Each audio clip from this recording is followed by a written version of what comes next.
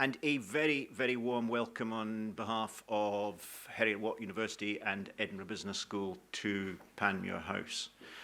Many of you will have been here before, but for those of you who haven't, I really want to emphasize what a special place it is. In many ways, what a unique place it is. Now, I know we're all guilty of overusing that word, unique, but at one level, it genuinely is unique. This was Adam Smith's last home. It's the final home associated with Adam Smith's life. And it's really powerful to think of the debates that would have been held 200 plus years ago in this house. Debates that shaped the world of its day. We want Panmure House to develop, not just be a unique memory to Adam Smith, but we want Panmure House to develop as a distinctive place of thinking. A place that challenges us all, that looks at the major issues of the day and comes up with creative solutions. We do, in a sense, a 21st century Edinburgh Enlightenment. And part of that involves the work we do, led by Adam Dixon, the inaugural chair of Sustainable Capitalism, but also it involves the events that we run here, the fantastic speakers that we bring in to promote that debate. And we are having the latest in our series of Adam Smith annual lectures. And this is a particularly special one, this being the Adam Smith Tercentenary. And I'm sure we are in for a stimulating evening. What makes a good evening like this is the quality of the audience, and I'm sure we have an outstanding quality of audience here, and there is no pressure on you in terms of the questions afterwards and the discussion.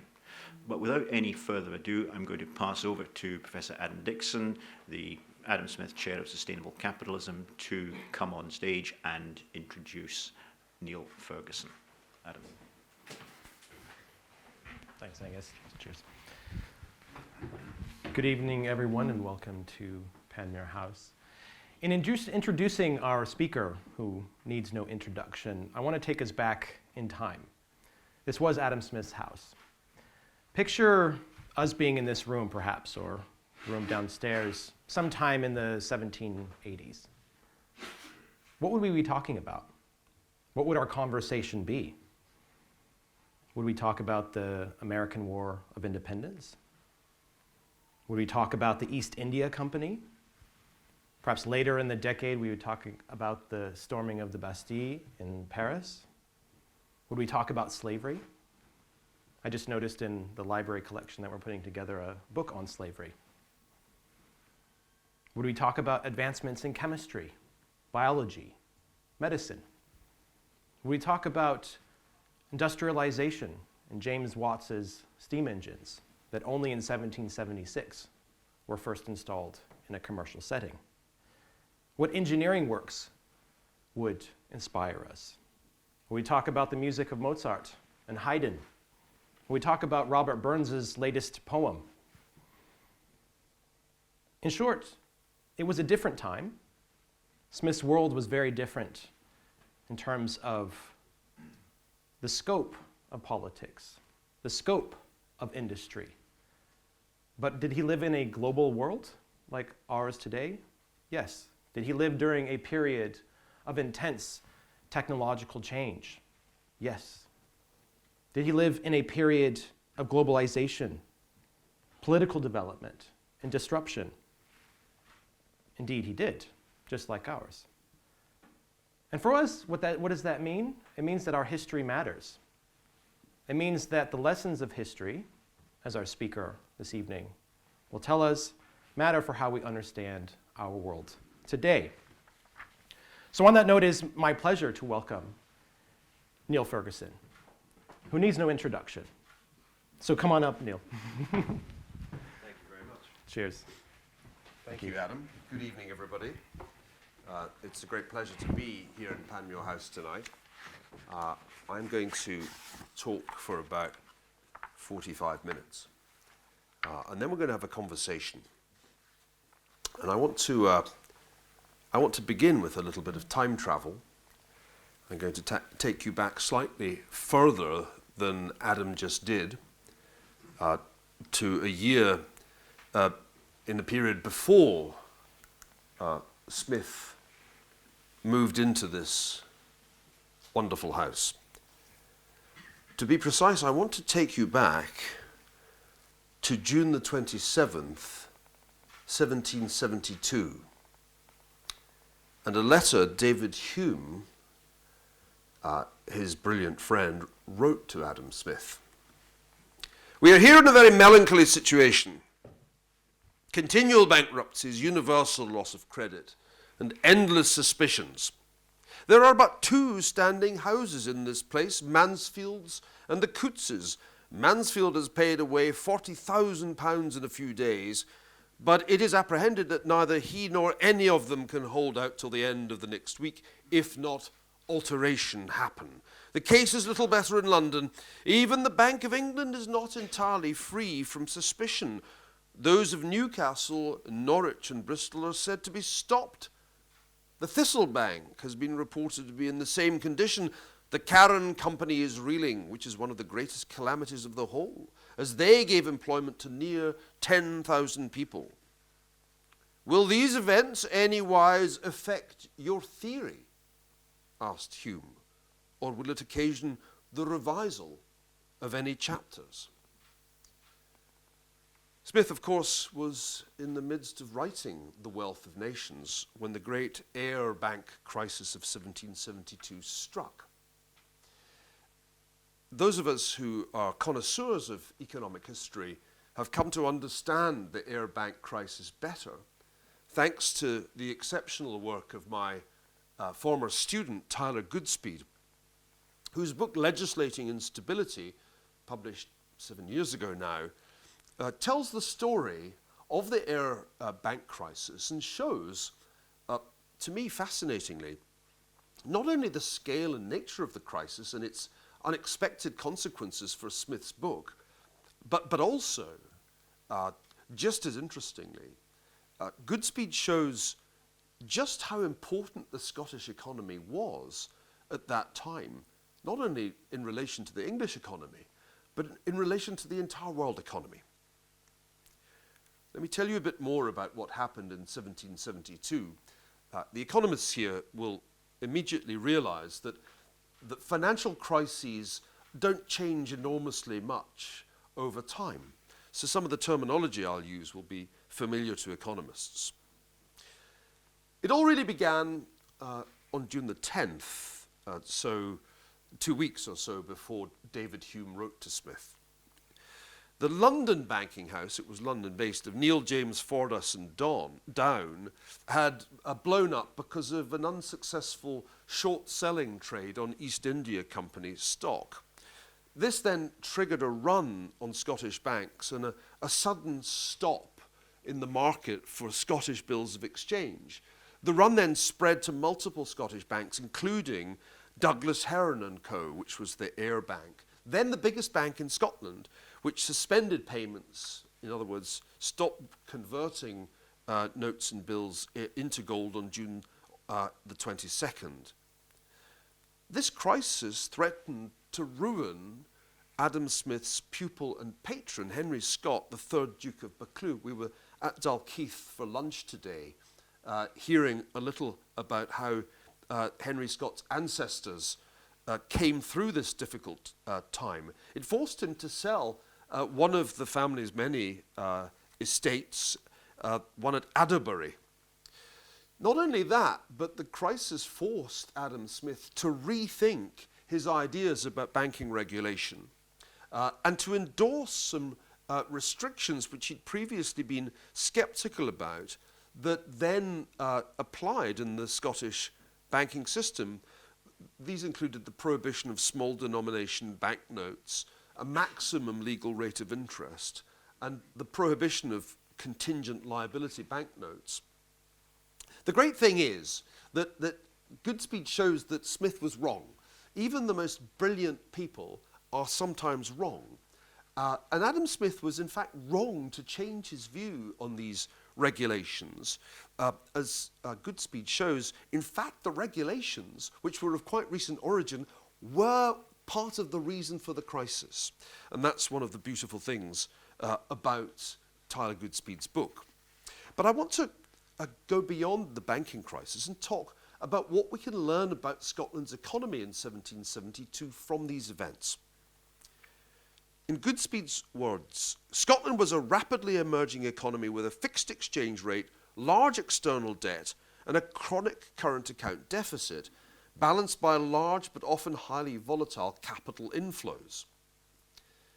From 1716 to 1845, Scotland had, quote, the closest ever historical approximation to free banking, namely the competitive issuance of convertible currency by non-privileged banks. Libertarians to this day love the idea of free banking. What's exciting to them is that it was actually tried in Scotland in the 18th and early 19th centuries. Quote, the Scottish economy during these 130 years was characterized by faster economic growth and greater financial stability than occurred contemporaneously in England. When one looks at the 18th century Scottish economy, what one discovers is truly fascinating. From 1745 until the end of 1763, Scottish linen manufactures surged 124% in quantity terms and 146% in value terms. In the decade prior to the Ayr Bank crisis, Scottish tobacco imports grew by a staggering 105%, and nearly all of these were then re-exported. The Carron Company, which David Hume alluded to, had been founded in 1759. By 1771, it was indeed Scotland's biggest industrial concern, and one of the biggest industrial concerns in the world at that time. But it wasn't just industry that was booming. There was a boom in Scottish agriculture as a result of large-scale investment by families like the Scots in cattle farming, providing cattle for the English market. If you look at the trade data for the Scottish economy at this time, it's quite astonishing. From 1755 to 1771, exports grew 72%, imports by almost as much. There was a doubling of the tonnage of ocean-going vessels going through Scottish ports in the same period. And there was massive investment in infrastructure, in canals, in roads, as well as in urban infrastructure. Edinburgh Newtown, the envy of all Glaswegians, was, of course, begun in 1767. So the financial boom that ultimately produced the Ayr Bank crisis was associated with an extraordinary period of investment in almost every sector of the Scottish economy. And as John Kay and I were discussing at lunch today, it's quite clear that at this point in history, Scotland's was probably the most dynamic economy in the world. And it was a globally significant economy for that reason. The Ayr Bank failure triggered a sell-off of Dutch West India Company's stock and the bankruptcy of a number of major Amsterdam houses, including Clifford & Sons. Creditors who lost money in the crisis included Frederick the Great of Prussia and Christian VII, who was King of Denmark. The city of Amsterdam had to establish a mutual insurance company backed by the Bank of Amsterdam to try to protect its economy from the shock. The Empress of Russia, Catherine the Great, was deeply involved in firms that were financed by the Ayr Bank. If you look at trade data around the crisis, you can see the scale of the shock. Imports into England and Scotland had been growing rapidly since the end of the 7 Years' War, but fell by 14% between 1772 and 1773. At this time, Scotland accounted for an incredibly large 40% of all imports into Great Britain from the North American colonies, and around 50% of the tobacco imports. An enormous proportion of the money owed by colonists to British creditors on the eve of the American Revolution was due to Scottish lenders. One of them was none other than Thomas, one of the borrowers who owed the Scots money was none other than Thomas Jefferson. If you look at the figures for trade across the Atlantic, you can see this surging growth, 9% per annum growth between the 7 Years' War and 1772, and then a sudden plunge around the crisis. Same story when you look at trade with the Indies, with India. The East India Company saw a collapse in its exports to England and Scotland of 22% in 1772 and 28% the following year. This necessitated a government bailout and the Tea Act, allowing the East India Company to export tea duty-free. Scholars of American history will know the unintended consequences of that measure. So I hope I've managed to convey to you just how important and dynamic the Scottish economy was at the time that Adam Smith was writing The Wealth of Nations, and how impactful the financial crisis of 1772 was on his thinking. But now I want to introduce a second great Scot, Walter Scott, in fact. And I want to pose to you what I'm going to call the mystery of Scottish history. The mystery is that the economy that I've just described to you, the tiger economy, if you like, of the late 18th century, had just a generation before been a basket case. Let me quote from Scott's great novel Waverley, which has as its alternate title, "'Tis 60 Years Since." And this quotation better poses the question about the mystery of Scottish history than anything else I have ever read. "There's no European nation," Scott wrote, "which within the course of half a century or little more has undergone so complete a change as this kingdom of Scotland. The effects of the insurrection of 1745, the destruction of the patriarchal power of the Highland chiefs, the abolition of the heritable jurisdictions of the low nobility and barons, the total eradication of the Jacobite party, which, averse to intermingle with the English or adopt their customs, long continued to pride themselves upon maintaining ancient Scottish manners and customs, commenced this innovation. The gradual influx of wealth and extension of commerce have since united to render the present people of Scotland a class of beings as different from their grandfathers as the existing English are from those of Queen Elizabeth's time. The political and economical effects of these changes have been traced," Scott wrote, "by Lord Selkirk with great precision and accuracy. But the change, though steadily and rapidly progressive, has nevertheless been gradual, and like those who drift down the stream of a deep and smooth river, we are not aware of the progress we have made until we fix our eye on the now distant point from which we have been drifted. Such of the present generation as can recollect the last 20 or 25 years of the 18th century will be fully sensible of the truth of this statement, especially if their acquaintance and connections lay among those who in my younger time were facetiously called folks of the old leaven, who still cherished a lingering, though hopeless, attachment to the House of Stuart." Everyone should read Scott. I was taught at school, and I'm wearing my Glasgow Academy tie, not to read Scott. I was discouraged by the English teachers and told that Scott was really a terrible bore. And we weren't made to read Scott, we were made to read Dickens. We were, of course, made to read Shakespeare. We read Burns, and plenty of Burns, but Scott was neglected, and I think this was wrong.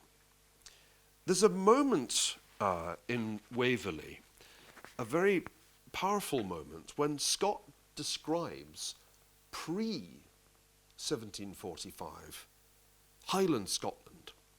And it's when Waverley enters the straggling village of Tullyvolan, and I'm going to quote this passage.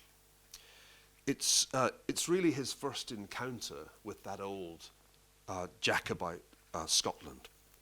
The houses seemed miserable in the extreme, especially to an eye accustomed to the smiling neatness of English cottages. They stood without any respect for regularity on each side of a straggling kind of unpaved street where children, almost in a primitive state of nakedness, lay sprawling as if to be crushed by the hoofs of the first passing horse.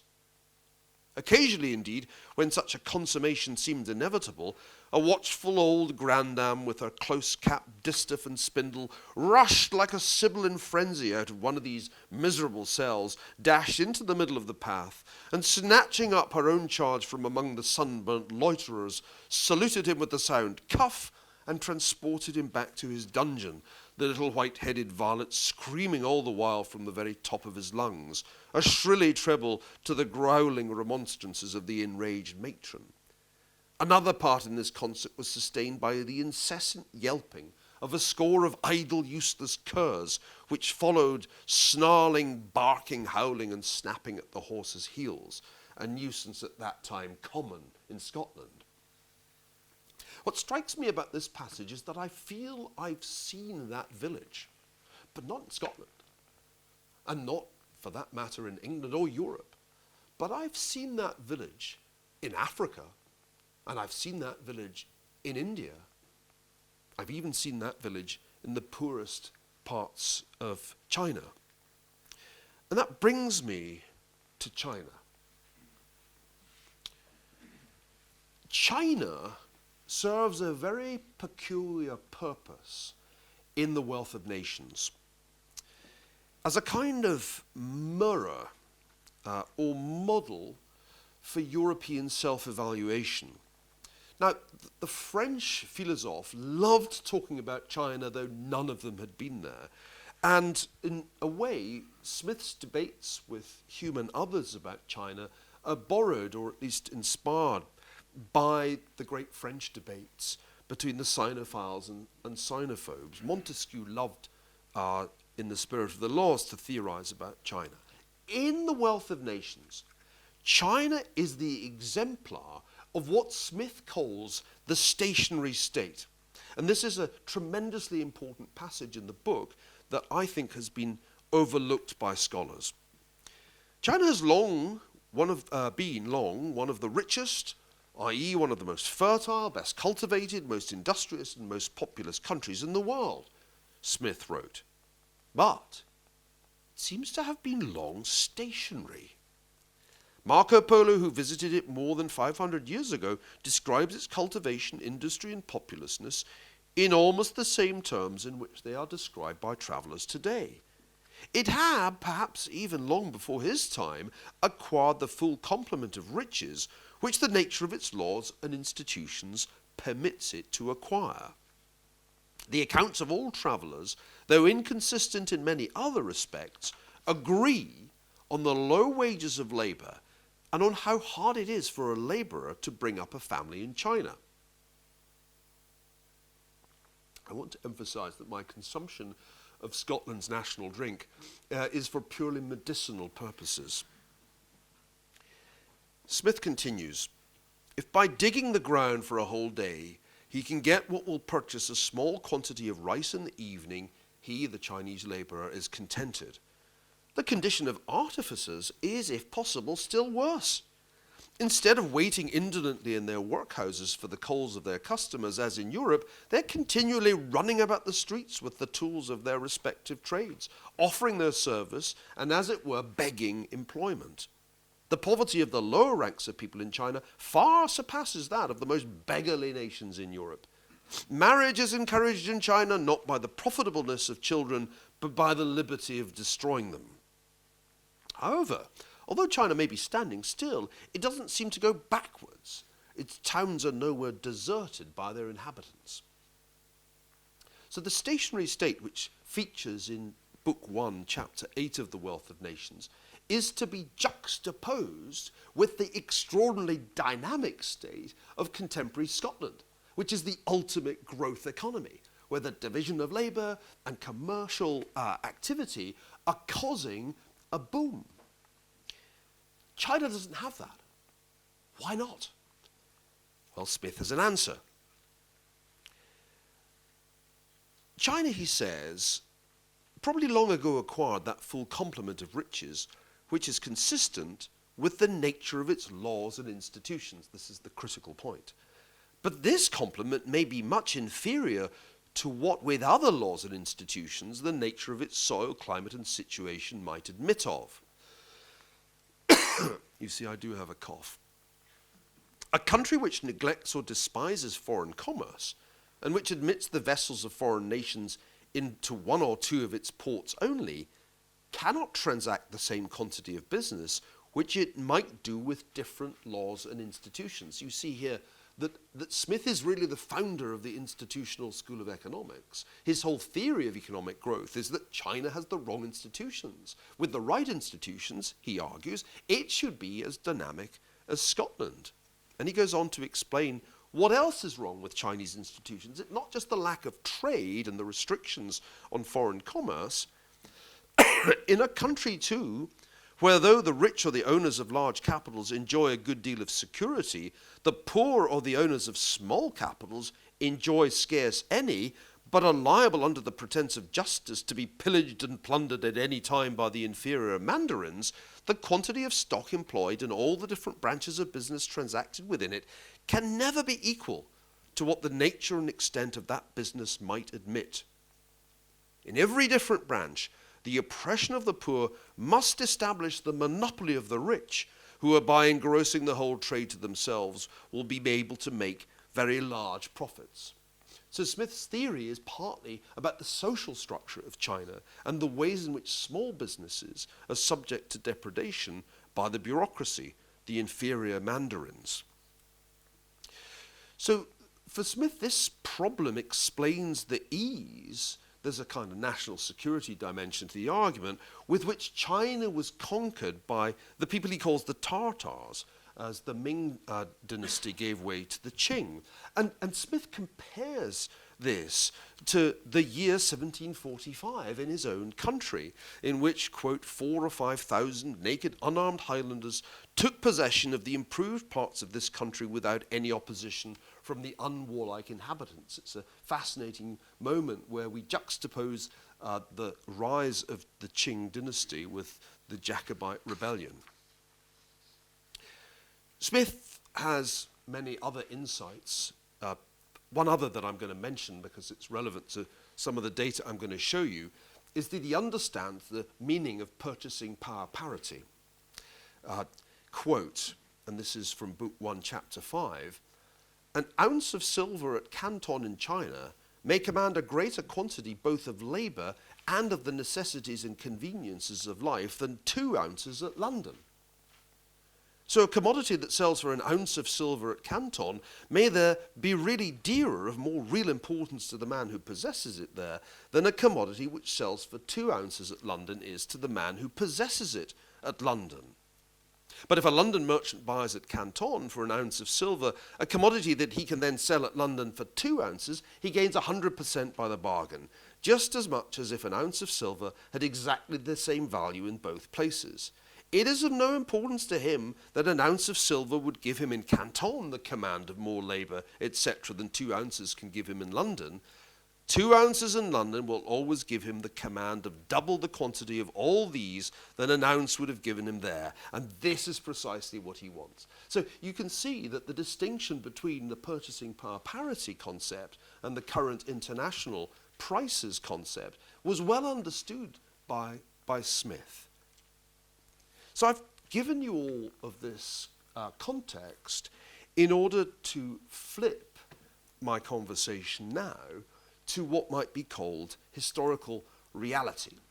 What do we know about the world that Smith was writing about on the basis of, it must be said, relatively fragmentary data and very, very little first-hand knowledge? Thanks to the work of Bob Allen and teams of research assistants and younger academics, we now know quite a lot about daily wages measured in silver in different parts of the world from the 1730s in this chart up to 1870. And what we can see very clearly here is the great divergence that Ken Pomerantz has written about. The great divergence shows here the massive divergence of daily wages in grams of silver in London relative to just about everywhere else, but especially relative to China, where they actually fell in the period that we're looking at here. If you will just bear with me, I'm going to show you a few more slides like this, because they are, I think, the best way we have of conceiving of Smith's economic world. If we take the story forward from 1870 to 1914, that great divergence only gets worse.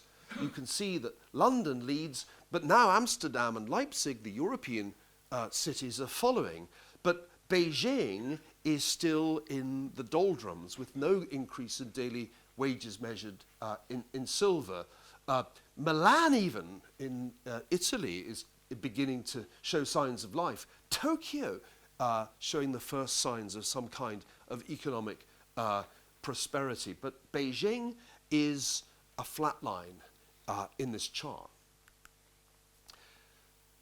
So to adapt the concept of purchasing power parity, the welfare ratios are shown here. Now, a welfare ratio is understood in the following simple way. When the welfare ratio equaled 1, an unskilled labourer working full-time could earn just enough to support his family at subsistence income. Higher values than 1 indicate some surplus. And this is another way of understanding, in a comparative international perspective, the great divergence in living standards and seeing that it really is already well established by the mid-18th century, suggesting, as I and others, including Angus Maddison, have argued, that it predated the Industrial Revolution by perhaps as much as 2 centuries, but certainly by a century. And you can see that there is this divergence in this sense as well. To be in China, or for that matter, to be in Italy in the 18th and early 19th century is essentially to be in a subsistence level of economic life. And if you want to experience rising living standards, you'd better be in London, with Amsterdam and Leipzig as your next best bets. You can see here, with the addition of a few more data series, that the Great Divergence is not just a London story, it's a British story. Sadly, we don't have Scottish data. I'll come back to that in a moment. But you can see that Oxford tracks London pretty closely. What's also interesting is that the situation in Bengal is not a great deal better than the situation in Canton, or for that matter, in Suzhou or Shanghai. And even Tokyo is really not radically better than those other East Asian places and South Asian places. All of this, I think, illustrates how very powerful Smith's concept of a stationary state is. These were, in terms of living standards, truly stationary economies by comparison with what was happening first in the UK and then in Western Europe. Angus Maddison and his successors, who've carried on his work since his death, were able to show in a different way the scale of the Great Divergence. These calculations of per capita gross domestic product, which take the story all the way back to 1400 and carry it on up to the 1930s, tell a pretty striking story. And if you want me to just simplify this story, let's calculate a ratio. So this is the ratio of per capita GDP in the UK to per capita GDP in China from the 1400s to 1933. You're above unity already in the 15th century. But you begin to see significant increases towards 2s, and then 3s, 4s, 5s, until finally you're at a 9-to-1 ratio by the time you get to the first third of the 20th century. So this is another way of capturing the Great Divergence in economic history. But our time is the opposite. in our time, we have seen the great reconvergence. And that's illustrated in this chart, which takes the story forward to 2018. That ratio of British to Chinese per capita GDP peaked at 16 to 1 during Mao Zedong's catastrophic regime in China, when man-made famines caused the deaths of tens of millions of people. But after the disappearance of Mao from the scene, a remarkable thing happened. Perhaps the most remarkable thing in modern economic history. And that remarkable thing was that China finally achieved sustained growth in per capita income, and very rapid growth. So we've lived through the great reconvergence. What we've seen is a ratio of 16 to 1 go down to something close to 2.5 to 1. That is the big story of modern economic history, and it's the opposite story of pretty much everything that happened from well before Smith's time, through Walter Scott's time, right the way through the 19th century, right the way through the 20th century. It persisted after the empires of Europe were falling apart. It persisted all the way until the late 1970s, when I was a teenager. And from that point on, we had the great reconvergence.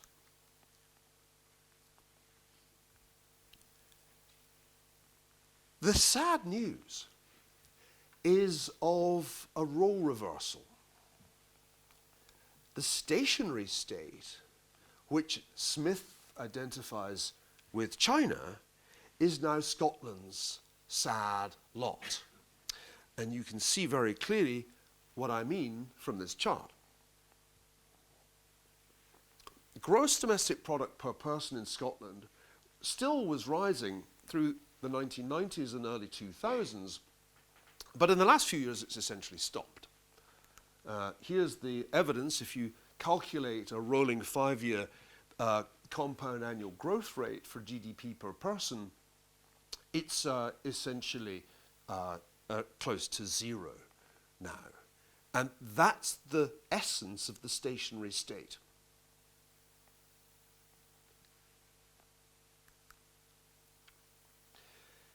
The stationary state is something that is not, of course, unique to Scotland. There has been a similar slowdown in per capita GDP growth for the UK as a whole. But it is interesting that back in the late 1990s, per capita GDP in London was 78% higher than in Scotland. Then the latest figures, it's now 94% higher. So the slowdown that we see in the UK as a whole seems especially bad in Scotland. I didn't come here to cheer you up. Here's another expression of that same point. You can see that there has been this quite marked rise in the GDP ratio between London and Scotland since around 2009, since the financial crisis. The ultimate humiliation, it seems to me, is when the Financial Times How to Spend It section runs an article with the headline, "It's hot to be a Scot," and offers the encouraging news that mutton pies will be available in London by January, so that those of us who remember them fondly from our youths will be able to buy them doubtless at vastly inflated prices, and talk nostalgically about the happy times we had in Scotland back in the 1970s. Now, I always try to take the longest possible run view, and what's fascinating is that if you take the data back further, you realize that actually when I was a kid, the differential between the southeast of England and Scotland was actually higher than it is today. I don't think I realized at the time just how attractive England was, but it was really attractive. I didn't know why I wanted to go to Oxford. Now I do. I really was like one of those characters from Dr. Johnson looking at the high road to England and seeing the most beautiful view in Scotland. So the picture over a lifetime, over my lifetime, is a little less bleak. It suggests that, in fact, Scotland's situation improved after the very rough 1980s, improved right through the 90s and into the early 2000s. And the deterioration I referred to earlier is something of relatively recent origin, post-financial crisis. The interesting thing is that Scotland's poor performance is despite higher public spending per head on health and higher public spending per head on schools. The great Nobel laureate Angus Deaton was with us at lunch today. What is very fascinating about Scotland's social situation is that deaths of despair are such a striking feature of Scottish life.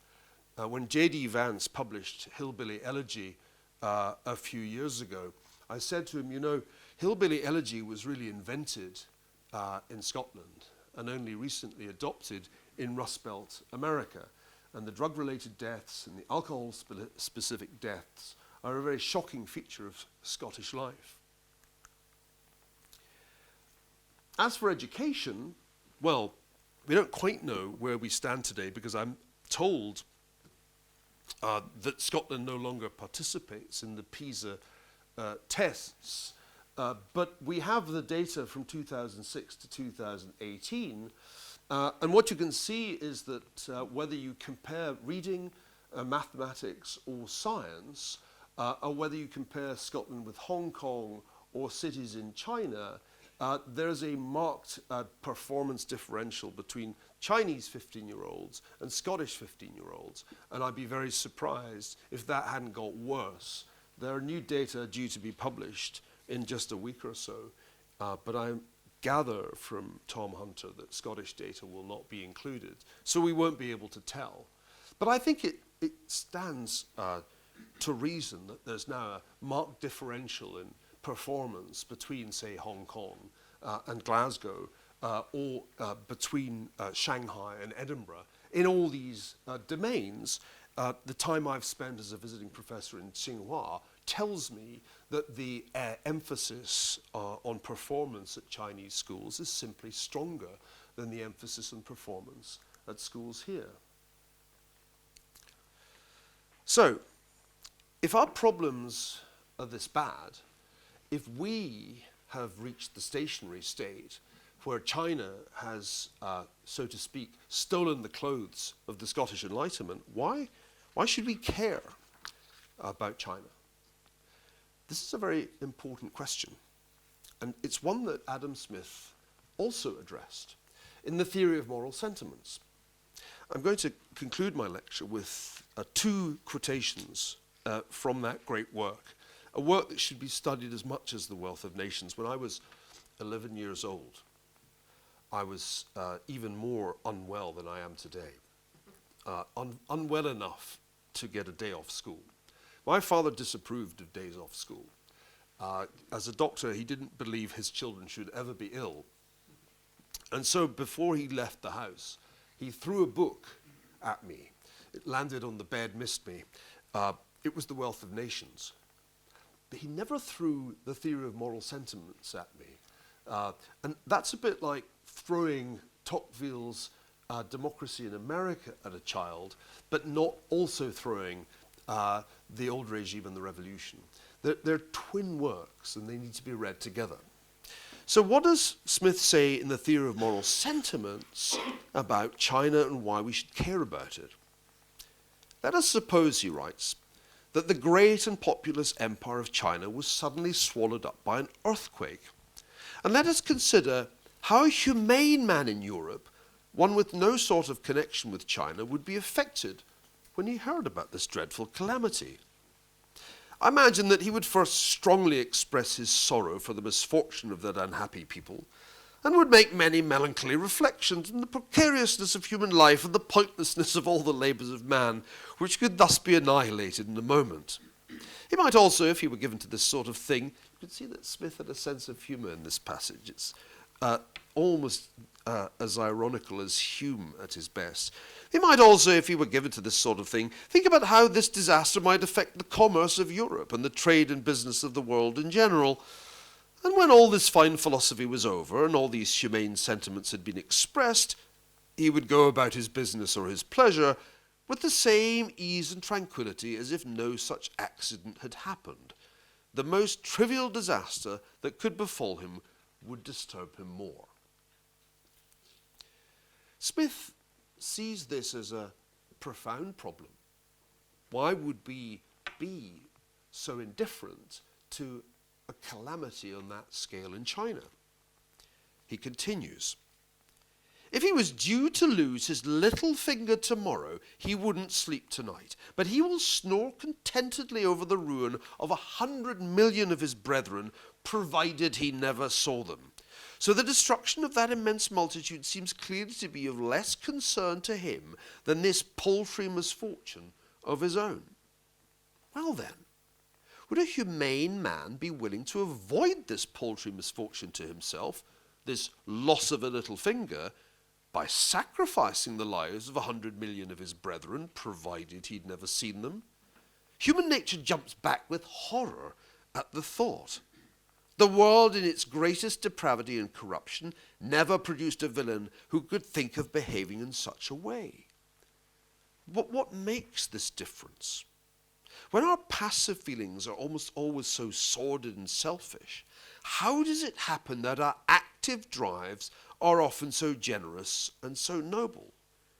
Given that we're always so much more deeply affected by whatever concerns ourselves than by whatever concerns other people, what is it that prompts generous people always, and mean people sometimes, to sacrifice their own interests to the greater interests of others?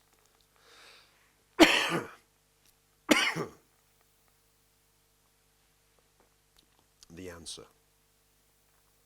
It's not the soft power of humaneness, that feeble spark of benevolence that nature has kindled in the human heart, that is thus capable of counteracting the strongest impulses of self-love. What comes into play in these cases is a stronger power, a more forcible motive.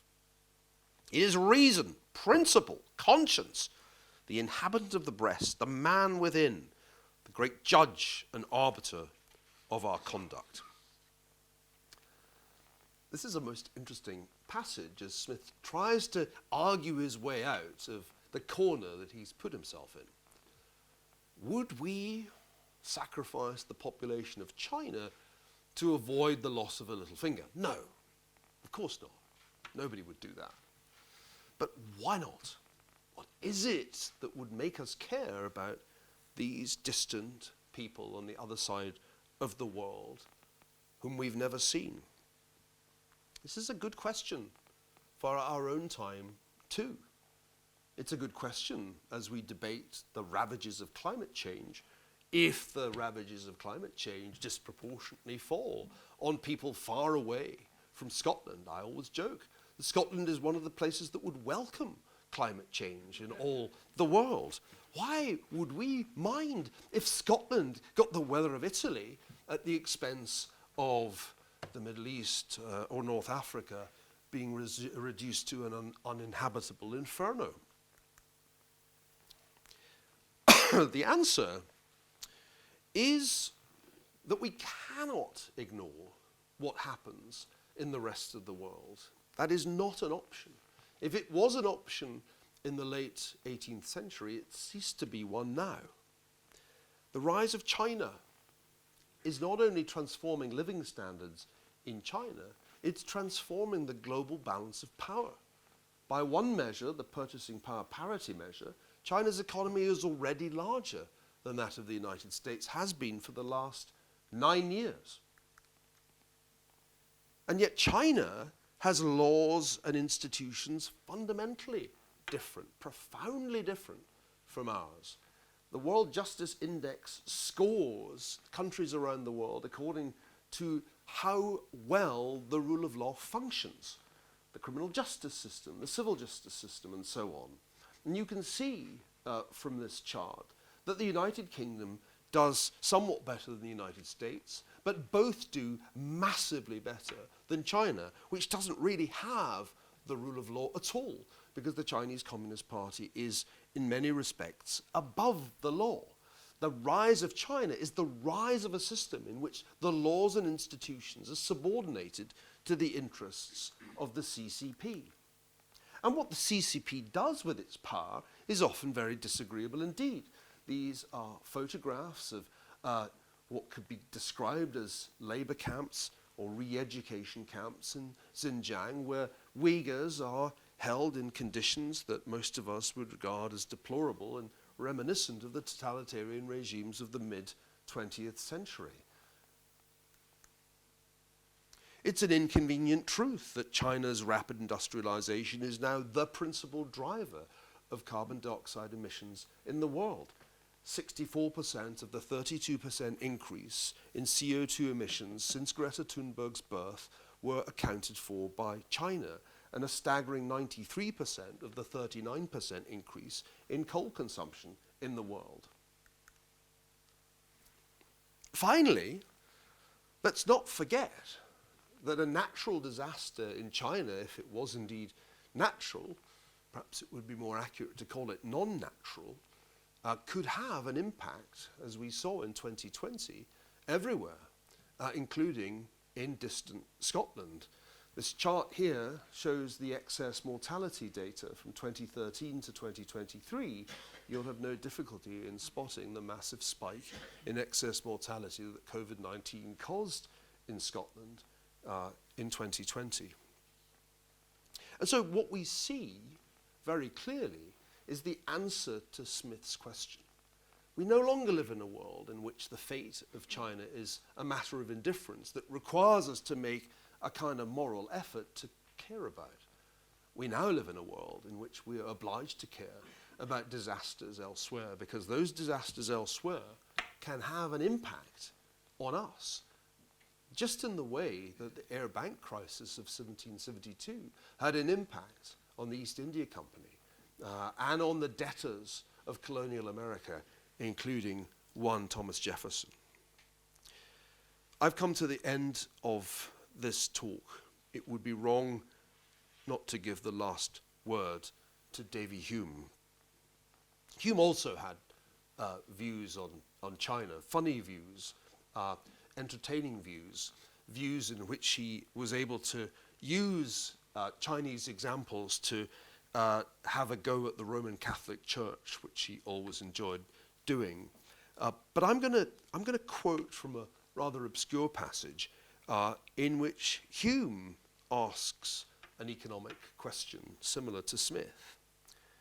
A Chinese works for 3 halfpence a day and is very industrious, Hume wrote.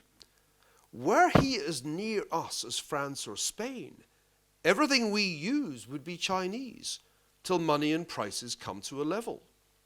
The Chinese, were they as near us as Poland or Barbary, would drain us of the overplus of our specie and draw to themselves a larger share of the West Indian treasures. How profoundly insightful David Hume and Adam Smith were. Well, we have arrived at that very place. Not only is Scotland in the stationary state and China the dynamic economy, but now China is as near us as Poland or Barbary or France or Spain. And now that Chinese labourer with his much lower price than the Scottish labourer really can drain us of the overplus. We'll know that the world has turned entirely upside down when, as I believe will happen soon, a banking crisis in China causes not just the stationary state, but a full-blown recession in Scotland. Thank you very much indeed. Thank you very much, Neil. There will be a microphone going around to ask Neil questions, but as the chair of your lecture, I'll take the opportunity to kick off the discussion and ask, how dynamic is the Chinese economy? Because some would say, if we look at what the repression that Xi, in particular, and the new regime in China, is that they're turning back on the things that made China dynamic since Deng Xiaoping, right? China did not become rich because it was communist. China became rich because it became capitalist, and it became part of the global capitalist economy. And she, though it's still part of the global capitalist economy, is repressing the innovation, the dynamism of it, which is leading to, and again with the overaccumulation crisis that we see, that they might not have the capability to be dynamic anymore or reach beyond what we would have, say, 10 years ago. This is a great question to begin with, Adam. When I wrote Civilization, a book that was published, I think, in 2011, I tried to point out that the Great Reconvergence was a shattering transformation of the world that would be very difficult for people in the West to accept, because the Great Divergence had been very protracted. It had been over multiple generations, but the Great Reconvergence was happening in a single generation. It would be very difficult for people in the West to grasp that Chinese living standards were so rapidly catching up. Fast forward to 2023, and we're emerging from a period of tremendous economic mismanagement in China, which culminated with the ultimately futile zero COVID policy, a prolonged attempt to use lockdown to conceal the failure of the Chinese pharmaceutical industry to produce vaccines that worked. Xi Jinping has not been good for China's economy because she prioritized the power of the party over economic growth. He now realizes that this was a mistake, with youth unemployment in excess of 20%, and we are in the midst of a very clear shift in policy priorities. How much they can really do now to change the pace of growth and the incentives, I'm not sure, because it's going to be difficult to sustain a 4 or 4.5% growth rate. Why? The demographics are terrible. The Chinese population could potentially halve between now and the end of the century. The debt dynamics are terrible. You've got this real estate sector, which is essentially tower blocks for nobody, massively leveraged. That all goes, I think, inexorably down, particularly in the tier 3 cities. And you have a reluctance on the part of the CCP to do the rational thing, which people like Michael Pettis have been arguing for years, which is allow consumption to grow, allow domestic services to grow, and stop emphasizing fixed asset investment. A group of my colleagues at Greenmantle just came back from a trip to China with a great deal of meetings with officials and businessmen. And the message I get is, well, okay, we need to be nicer to the tech people. So now we're going to encourage massive investment in green technology, massive investment in EVs, and let's hope the world can absorb all the additional units that we'll produce. And I don't think that's a solution, because I don't think the world is big enough to absorb all the EVs and all the batteries and all the solar cells that China can potentially manufacture. The thing that makes me not wholly negative is that the tech sector's so good. So if you talk to the tech entrepreneurs, I was having a drink with one just the other night in London, they remain fundamental believers in their own businesses and their own ability, not only to grow software platforms in a way that's distinctive, but also to solve the hardware problem that the US has created by limiting their access to high-end semiconductors. And they think they can do that. So I think the tendency in this part of the world, it's true if you read the Financial Times or The Economist, is to go from thinking that China is going to take over the world, which was the Martin Jakes book of a decade ago, to thinking it's all going to fall apart.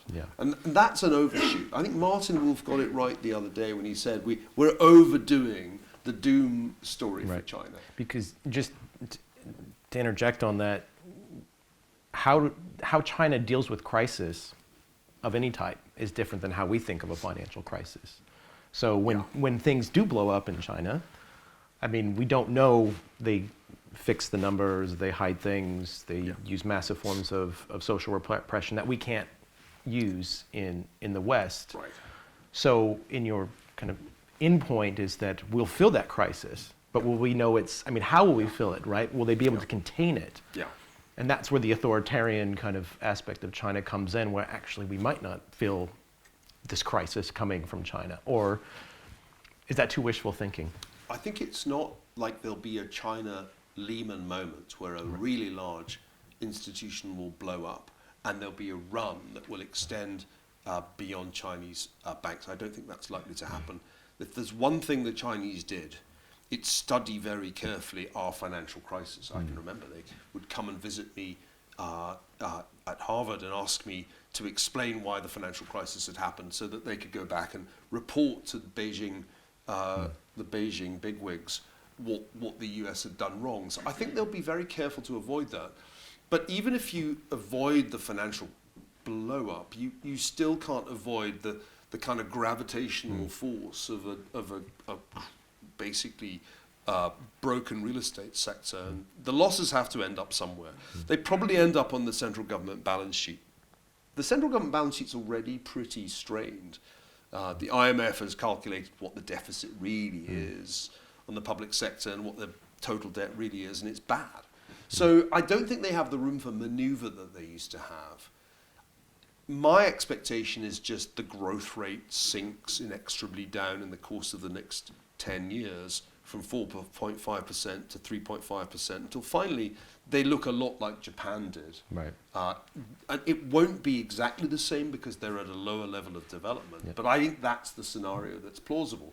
And we'll feel it only because a slowdown by China will impact the whole global economy, particularly the economies that have been supplying China with raw materials. Right. So it won't probably be immediately perceptible in an economy like Scotland's. What will be perceptible in Europe is that the Chinese will dump their EVs into the European market at absolutely knockdown prices. And we will notice the China crisis as this kind of overcapacity in industry manifests itself in BYD cars that are like half the price of a Tesla. That's what's coming. If we allow them to come in, that's well, the Americans just don't. Right. But the Europeans are at this point not ready to go full protectionist. Maybe that will happen, but it's a little bit like a replay of the 70s and 80s when the Japanese just inundated Western markets with their cheaper cars, and it took a while for the Europeans to realize that the only solution is some kind of protectionism. Right. I'm not going to take all of Neil's time, and I should share and allow the audience to ask a question. I have many more, but do we have any questions in the audience? Graham, wait for the mic, please. Thanks very much for the instructive lecture, Professor. I think if I understood you correctly, you said that Smith's view was that the stationary state China was in at the time could be changed if they changed institutions or changed structures. What can happen in Scotland to change its stationary state today? What can we do? Is it something similar or is it something radically different? I'm very glad you asked that question.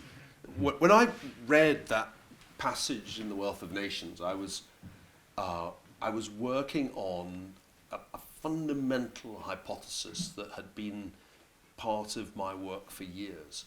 And the hypothesis was that it's really about institutions and laws and incentives. It's not about culture, it's not about religion. If one's trying to explain economic outcomes, then institutions and policies are the answer. And I used to say to people, look at East Germany and West Germany, look at North Korea and South Korea. You take the same people with the same history and you give two different sets of incentives, the outcomes are very, very fast and very rapid divergence. And I think that Smith saw that. When I read the passage on the stationary state, I had a kind of eureka moment, which was not only have I got the right intuition, but Adam Smith saw it long before. And the argument about China is right. It turns out to be completely right, that if you change the institutions, then, which is what happened under Deng Xiaoping, then everything changes. And it changes really fast. So for Scotland, I think there's a very, very clear lesson here. The institutions are failing. I don't want to be political tonight. I'm very deliberately not being political. But there are political reasons why Scotland's performance has deteriorated in recent times. And we should not ignore that. And I hope that, that politicians in the different parties here are taking note, because it's fixable. Let me tell the story of a country that's even more screwed up than Scotland, Argentina. Argentina is I think the perfect example of an economy that has effectively destroyed itself despite massively good resource endowments through bad institutions and bad policies. And Peronism has been a multi-decade exercise in self-harm. And finally, Argentina reached the point this year when ordinary people said enough. And to the great surprise of many commentators, voted for a radical proponent of Adam Smith economics. Please do not believe what is written about Javier Milei in some of the English language press. He is not a Trump figure. He is not a Bolsonaro figure. He is a true libertarian who is committed to the kind of economics that we derive from Adam Smith, that Tyler Goodspeed derives from reading Smith. And I think there's a huge opportunity here. It'll be very difficult because the pain will be intense. But it illustrates something that talking of Nobel laureates, Tom Sargent said 40 years ago, that you need regime change in your policies if you want to get out of a kind of suboptimal equilibrium. Milei is going to try that in Argentina, and I think we should all wish him success for the sake of the Argentine people who've had to endure 100% inflation for more than a year now. I think Scotland has to ask itself the question, are you willing to stay in the stationary state for another decade with the obvious consequence that the children who are currently in school will have probably worse outcomes than their parents and grandparents? Or are you willing to risk serious economic change? I'm not sure that Scotland's reached the pain point that Argentina has reached, but I'm sure it will. It will at some point, as China did. I mean, the stationary states, as Adam Smith said, the trouble with the stationary state, this is a really important point, is that the people who suffer are the labouring class. The stationary state's really bad for the people at the bottom of the income distribution. The people with capital can be okay. They may even be able to get rent-seeking opportunities out of the stationary state. But for the ordinary people who are selling their labour, it's a miserable state. So my belief is that all problems of the sort that I'm describing are not culturally specific. They're not specific to race, religion, or, for that matter, geography. Yeah. They're just about institutions. And Scotland's institutions have decayed in a most woeful way in my lifetime.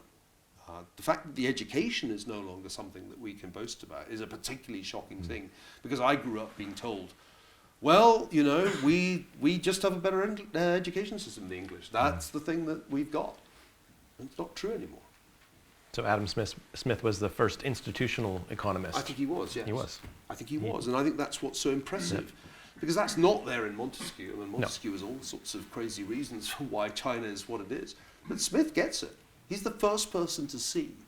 It's really actually very exciting that a man of his era could see that China's stationary state had nothing to do with race or climate or any of those other things. It was simply that the institutions and therefore the incentives were perverse. Right. I just as an anecdote, I was speaking to some Argentinians here in Edinburgh that run a small business, and they've been here for 20 years, and they were saying it was the young people in Argentina that were telling their parents, vote for this Milei guy. Yeah. Right? So because they need to do something different, because the future, they can't keep going on. And I think also it's important, what scares people is the assumption that a libertarian is going to come in and slash and burn, and it's going to be this kind of no nonsense, just everything. You know, I mean, he did come up with the chainsaw, but I think it scares people in the sense for the central bank that had caused 100% inflation. I mean, there needs to be a chainsaw. Now, I'm very interested in this generational issue. One of the things that's most striking about European politics today, including the UK, is that there are these huge generational divides that have opened up. And I was speaking last night at the Centre for Policy Studies in London. I gave a lecture in honour of Keith Joseph, a name probably cursed in Scotland along with Margaret Thatcher. But the point I was making was that if young people understood their own interests in this country and in the United States, they would want radical reform of the welfare system. That they would understand that entitlements programs hugely discriminate in favour of the elderly against the young. But because of the incredibly bad way in which they're educated, they don't understand at all that they're victims of a huge intergenerational transfer of resources. But here's a question. I mean, in Smith, sorry for taking the opportunity to ask another question. As you mentioned, he was deeply concerned with the poor. He was never worried about the merchant class, the capital, those that had. He was always concerned about what would factory life do to the poor. How can we, there's everyone else he was critical of except the poor. But he saw a way of helping the poor was through good public education. So I think that's the point, is that when people say Smith, the assumption that Smith is just, a 20th century libertarian is actually kind of an exaggeration of it, right? It's about getting institutions right, but it doesn't mean, not providing the incentives and the space for flourishing education, for entrepreneurship. One of the great misrepresentations of my lifetime is that people seen as conservative were somehow interested in crushing the poor and grinding their faces in the dirt, whereas the opposite is true. If you are attracted to Adam Smith's ideas, you're attracted to them precisely because of the potential benefits for people at the bottom of the income distribution. It's the left which, it seems to me, has tended to act in ways that have had unintended consequences for the poor, including welfare traps, trapping people in entitlement programs, giving them zero incentive to work. All of these things I've been arguing about since I was an undergraduate, trying to explain that what ultimately motivated me to become a classical liberal and to reject the socialism of the 1970s Labour Party was that it was terrible for the very people it was supposed to help. That Labour's remedies didn't work, and that the people who would most benefit from a truly liberalised economy would in fact be the children of working class families. So I remain committed to those ideas, and that's why I'm attracted to Millet, because I think they're ultimately really great for working class kids. And that's such a simple message. It's so hard to communicate though when the intellectual class, the readers of The Guardian, the occupants of chairs at the University of Edinburgh are entirely on the other side and are determined to misrepresent what the ideas of classical liberalism in fact imply. They imply social mobility, they imply escape from the underclass. Whereas ultimately the mid-20th century vision of a welfare state is really about trapping people in the bottom quintile, keeping them there. It does that really, really well. It's incredibly good at that. But it's ultimately completely unsustainable now. One of the few good things that I can tell you is that the status quo cannot be sustained because it will fall foul of nasty fiscal arithmetic now, inexorably. I mean, the debt dynamics in Scotland, debt dynamics in the UK as a whole are just terrible. And so you know that the status quo can't be sustained. Even if people won't face that, right, the bond market will in the end make them face it. Other questions? So Michael, and then first Michael. Wait for the, and then Atanas. Yes, so just following up on your Argentinian comments, do we need someone there to wave a chainsaw towards Threadneedle Street? Well, I certainly have felt that inclination more than once because I don't think the Bank of England has done a great job in recent years. But I don't think that's the central problem in this country. I don't think it's really that monetary policy has been wildly off. It's not been that much worse, than the ECB. I mean, if one looks at how the UK absorbed the shocks of COVID and the shock of the Russian invasion of Ukraine, it's been a bit worse, but not massively worse than peer countries, if you're looking at the G7 data. Has it done better than the Fed? I mean, I think the Fed has, in some ways, been worse, because I think that the Fed has the ultimate cushion of being the issuer of the reserve currency and being the central bank of the world, so they can get away with really bad monetary policy in a way that the Bank of England can't. So I would say the performance of central banks is no longer the key issue. The key issue is really in the fiscal domain. And the central banks are now, to a large extent, on the wrong end of fiscal dominance, because the debt dynamics are so bad that they all will begin to realize what it's like to be the Bank of Japan. And you know, when you're the Bank of Japan, you actually have to do yield curve control. You have to actually manage the real interest rate on a massive stock of debt. Otherwise, the nasty fiscal arithmetic completely blows you apart. So I think the future of the ECB and of the Fed and of the Bank of England is not that different from the current situation of the BOJ. These stocks of debt are very, very large now, and in the new environment that has arisen since 2020, it's hard to see how the central banks can return to a pre-global financial crisis world in which they have considerable discretion in the way that they do monetary policy. I was really rather shocked by the recent Office for Budget Responsibility report on the trajectory of the UK debt. It's as bad as the Congressional Budget Office report, except that the CBO's the US, and the US has the reserve currency and the transaction currency, and the UK doesn't. So I think the problems are really fiscal. Aging societies do not have the option to continue with late 20th century welfare systems. And the question is, how does that manifest itself? I mean, it manifests itself at the moment in a breakdown in the NHS, which you see in waiting times, you see in all the different metrics that tell you the NHS is failing. But there are other ways in which it will manifest itself. What I'm struck by, and this was my complaint last night, is that the political class doesn't want to talk about this. Doesn't want to talk about it in the US. Entitlement reform is regarded as a political third rail. And in the UK, there's a desire to talk about almost anything else. Can we stop teenagers smoking and other trivia? The real issue is that there's an unsustainable fiscal system, and we don't really know what to do about that.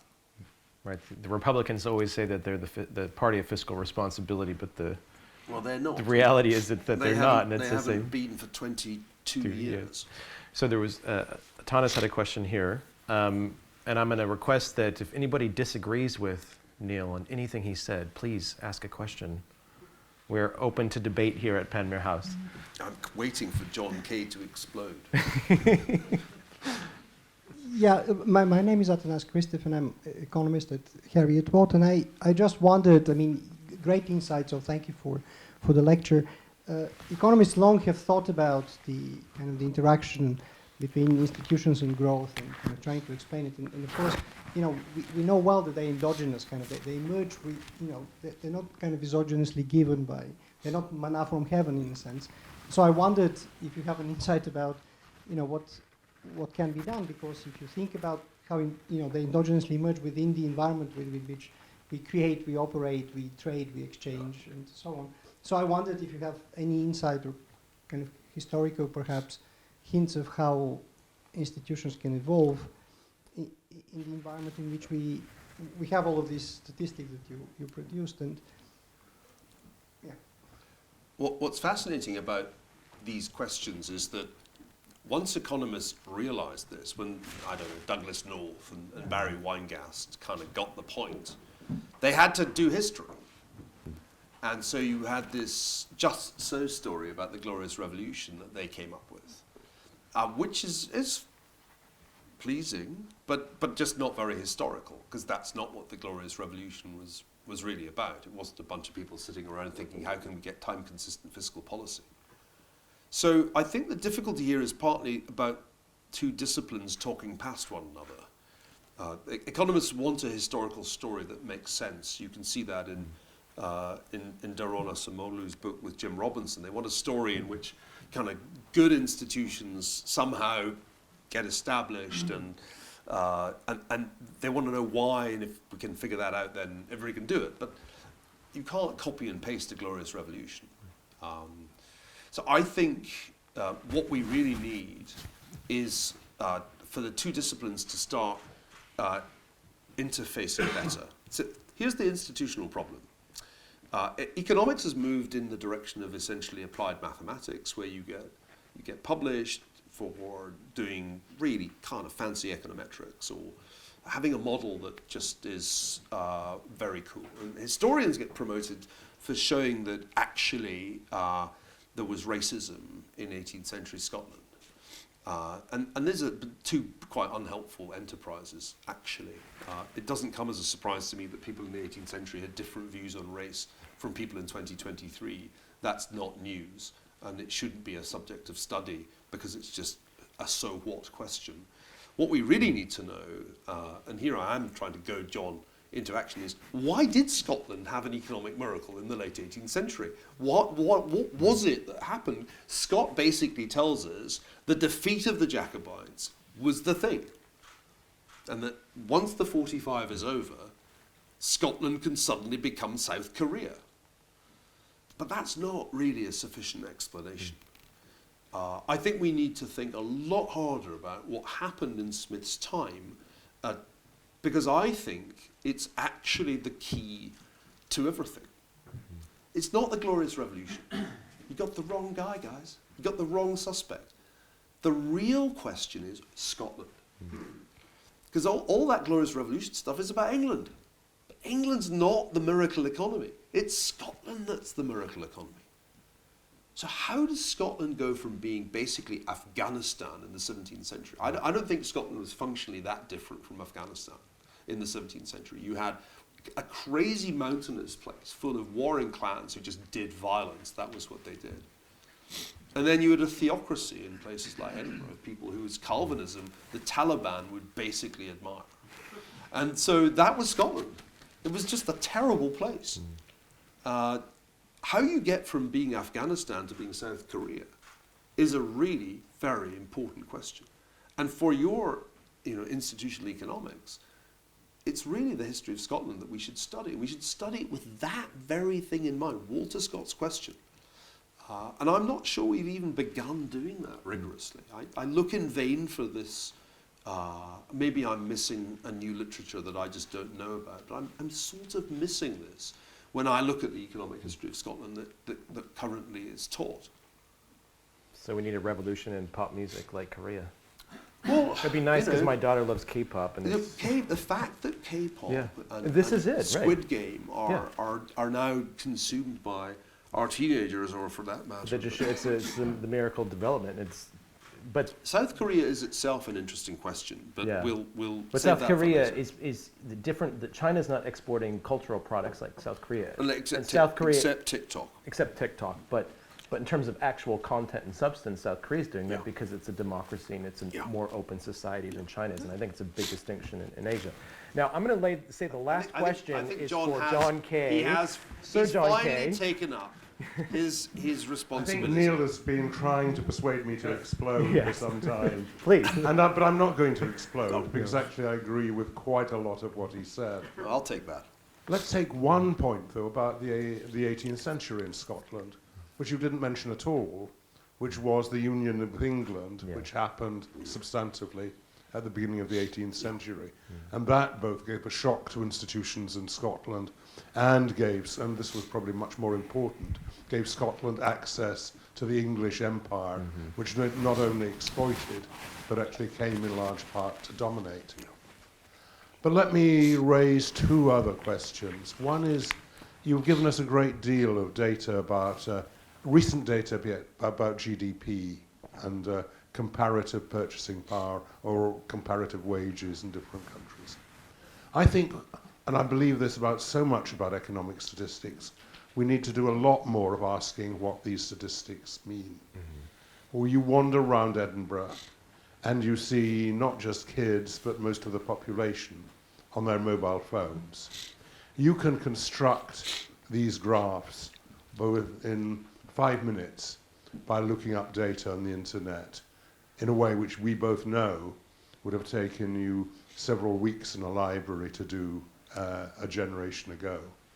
I can go on like this, but it seems to me there is so much that has happened to output and living standards that is not recorded effectively in our GDP and standard measurements, which simply record what is going, as if output was simply measured by the number of cars that came off a production line. We need to understand that output in a modern economy isn't like that anymore. And the final question I'd like to raise is, I think we agree that there's a degree of institutional sclerosis in Scotland, but let's be more specific about what it is and diagnose it, because it's only if we do that we're going to rectify it. The worst data, I mean the worst in the sense of the most depressing data which you presented, is the material about education and about health. And we know that in Scotland we spend a great deal, relatively more on both these things than England, and we all know that we have deteriorating outcomes. And the education story is, as you described, one from having one of the best systems in the world to being, at best, mediocre. The health story is really quite a dire one. You haven't diagnosed what is wrong with these institutions. And I suspect a large part of it is that we've set up a great deal of structure in these areas, which is aimed to benefit the people who work there, rather than the people who actually ought to be benefiting from the products. And that's as true when we talk about the ferry scandals we have in Scotland at the moment, as it is when we talk about health and education. That it's that kind of relic of, as it were, 1970s socialism, or I'm not sure it's socialism, but it's a certain attitude of mind, which is probably, to my mind, the biggest thing we need to rectify in Scotland. John, thank you so much. 3 terrific points, and I'll take them briefly because yes, we're running out of time. Conscious that it's getting late. The union of the parliaments is a critical moment, and of course the Darien disaster is a part of what forces the great shift. The Scots realised that they need, above all, English capital to be viable, and what happens in the course of the 18th century is precise, and this is what Goodspeed's book is about, is the integration of the capital markets. The entrepreneurship is greater in Scotland. The wealth is greater in England. And so the union's hugely important. I completely agree. And so is the empire. Now, what is the problem? The problem is that we can't talk honestly about the British Empire anymore because we are supposed to believe, as a kind of tenet of faith, that everything about it was evil. And you can't, in fact, publish a book that dissents from that view, or an article. Ask Nigel Biggar and Bruce Gilley. The book I wrote 20 years ago probably wouldn't get published now, and the Channel 4 series certainly wouldn't get commissioned. So we need to be honest about the role of empire. It is not accidental that the Great Divergence predates the Industrial Revolution. And it is not accidental that Scotland has a tiger economy before it's really an industrial economy. It's a commercial revolution that happens, and it's unintelligible without the empire. And of course, that's what Smith is writing about, and the critique of the East India Company is a critique of one part of the empire. Implicitly, of course, what's going on in the North American colonies, Smith approves of, which is why he sympathised with the colonists' desire for greater self-government. Part 2, the data problem is a real one. And I'm almost certain that per capita gross domestic product measures that come out of ONS and the Scottish Government are poor guides to the quality of living I think the quality of living is probably worse than the statistics tell us. I noticed, as you probably did too, a nice exercise by John Burns Murdoch in the Financial Times, calculating what the per capita GDP of the UK would be without London. And I think the answer was Mississippi. And here's where one has to sort of balance the statistics with all their problems with the research one does with one's feet and eyes. I've spent much of the last 7 years in Northern California. When I come to Scotland, I see a poor country. Unmistakably a poor country. Poor people with cell phones are still poor. Yeah. The income, the quality of life gap is really quite striking. The inequality issue in the US is very real, and the problems for the bottom quintile are shocking when it comes to deaths of despair and health. But overall, there's just no question that the United States is leaving the UK behind. And much of Europe. And much of Europe feels poor. Rural Italy feels like the stationary state. Pretty, but basically empty in a way that Smith would have understood to be unhealthy. So I think what we are going to experience in the next 10 years is a move away from the traditional methods of national income accounting and official statistics to using different high-frequency data generated by those smartphones to understand much better what economic change is like. And I see that, for example, in fintech, where a whole new world of economic data is emerging from the behavior of the customers of neobanks. I think this is just at the beginning. There's also AI. I mean, if you start using AI intelligently with economics, I think we end up with a kind of new way of thinking about the economy, which will make, I don't know, the kind of debates we currently have about economics look slightly like medieval theology in a couple of decades. Finally, the institutional problem. Is Culmac a sort of microcosm of Scotland's sclerosis? Probably. The problem in the US is, I think, the administrative state with all of its pathologies. But the administrative state hasn't quite worked out how to strangle Silicon Valley. The administrative state's Scottish edition is really much more powerful, and the private sector much weaker relative to the administrative state. I think Scotland told itself it was going to become a Baltic or Scandinavian country, but actually started to become a Balkan country. And I used to worry a lot about that. It was Serbia, not Sweden. And so you've got to kind of ask yourself why that's happened, and whether it's curable. I hope it is curable. It's one of the reasons to come and give a lecture like this. At Panmure House, where we're going to have those conversations to make Scotland a more robust and dynamic economy. So on that note, please let's give Niall Ferguson a round of applause.